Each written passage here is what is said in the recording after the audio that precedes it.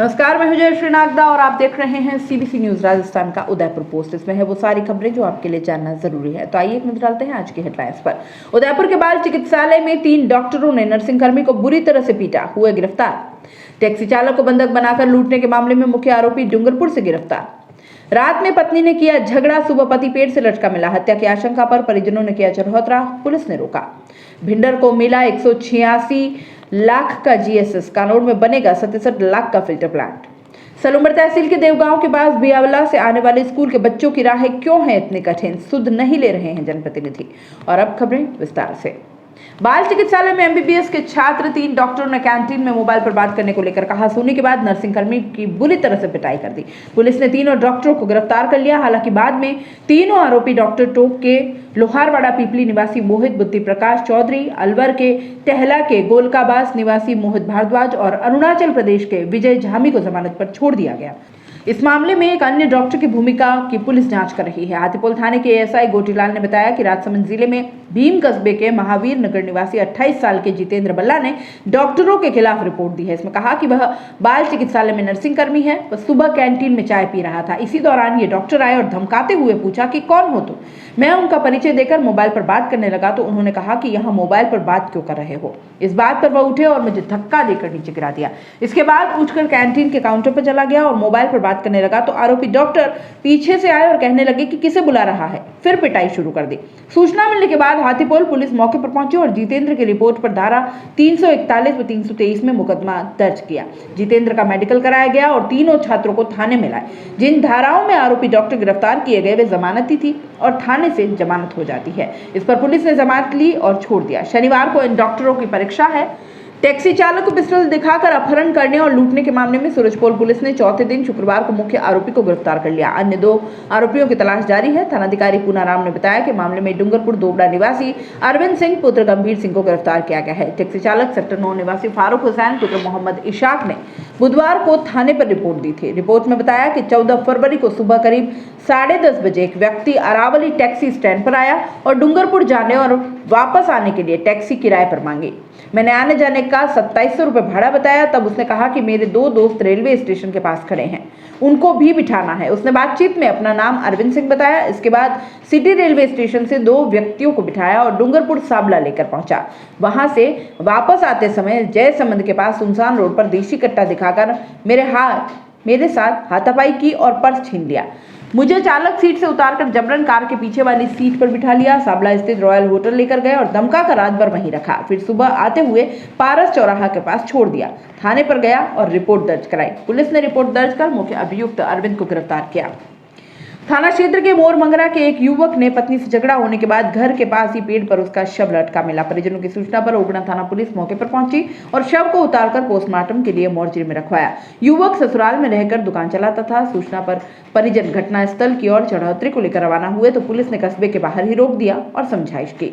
परिजनों ने हत्या कर शव लटकाने की आशंका जताई है। देर तक दोनों पक्षों में वार्ता चली। पुलिस ने निष्पक्ष जांच के आश्वासन पर मामला शांत हुआ है। पोस्टमार्टम शनिवार को होगा। थानाधिकारी नाथू सिंह ने बताया कि केकड़ा खेड़ा निवासी रामलाल पुत्र पूना गमिति की शादी थाना क्षेत्र के ही मोर मंगरा निवासी वनीता से हुई। पिछले 3 सालों में युवक ससुराल में ही दुकान लगाकर रह रहा था और अधिकतर दुकान में ही सो जाता था। बुधवार रात 10 बजे करीब युवक की पत्नी खाना लेकर दुकान पर गई, लेकिन दरवाजा बंद होने से लौट आई। 12 बजे तक युवक के नहीं आने पर वापस दुकान पर गई तो वहां एक युवती को देखा। इस पर पत्नी ने पति और युवती से झगड़ा किया।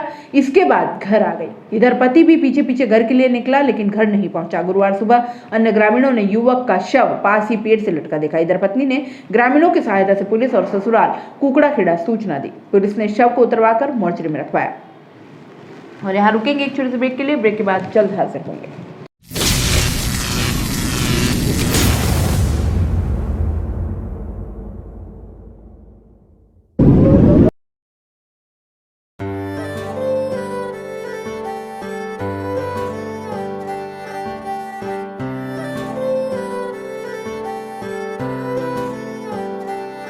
मारे आंगणे की तू है लाडली, मारे बगिया की तू है एक कली।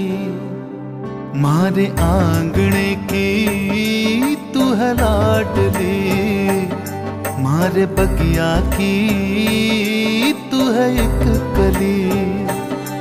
जद छोड़ के तू जाएगी हमें लाडो, याद तेरी घनी आएगी। मारे आंगने की तू है लाडली, मारे बगिया की तू है एक कली। सोजतिया ज्वेलर्स, रिश्तों को नहीं दिलों को जोड़े। ब्रेक के बाद आपका स्वागत है। वल्लभनगर विधानसभा उपचुनाव की घोषणा से पहले शुक्रवार को सीएम अशोक गहलोत ने वीसी से वल्लभनगर क्षेत्र में 4.25 करोड़ के कार्यों का शिलान्यास लोकार्पण किया। इस दौरान 3.5 करोड़ की लागत से तैयार हुए 8 कार्यों का लोकार्पण और 25 लाख के एक कार्य का शिलान्यास हुआ। वल्लभनगर क्षेत्र के सबसे बड़े सौगात आईपीडीएस योजना में भिंडर में 186 लाख की लागत वाले जीएसएस के लोकार्पण को मिली। इससे क्षेत्र में बिजली सप्लाई व्यवस्था और मजबूत हो गई। सीएम ने जनता से जुड़े काम हर हाल में पूरे करने का भरोसा दिलाया। उदयपुर जिले के प्रभारी मंत्री प्रताप सिंह खाचरियावास ने कहा कि वल्लभनगर की जनता का सरकार पूरा ध्यान रखती आई है और आगे भी रखेगी। उदयपुर से जिला प्रमुख ममता कंवर, उप प्रमुख पुष्कर तेली, आईजी सत्यवीर सिंह, अतिरिक्त संभागीय आयुक्त एलएन मंत्री, कलेक्टर चेतन देवड़ा, एसपी राजीव प्रसाद, एडीएम ओपी बुनकर भी ऑनलाइन कार्यक्रम से जुड़े। सलूम्बर तहसील एवं धरियावद विधानसभा के देवगांव के पास बियावला से आने वाले स्कूल के बच्चों के लिए बड़ी मुसीबत है। दरअसल इन बच्चों के स्कूल आने जाने वाली सड़क का जो हाल है उसे देखकर लगता है कि इसे पार ही कैसे किया जाए, लेकिन ये इन बच्चों का रोज का संघर्ष है। देवगांव से मात्र 2 से 2.5 किलोमीटर दूर बियावला से आने वाले स्कूली बच्चे साइकिल भी नहीं ला सकते इस रोड से।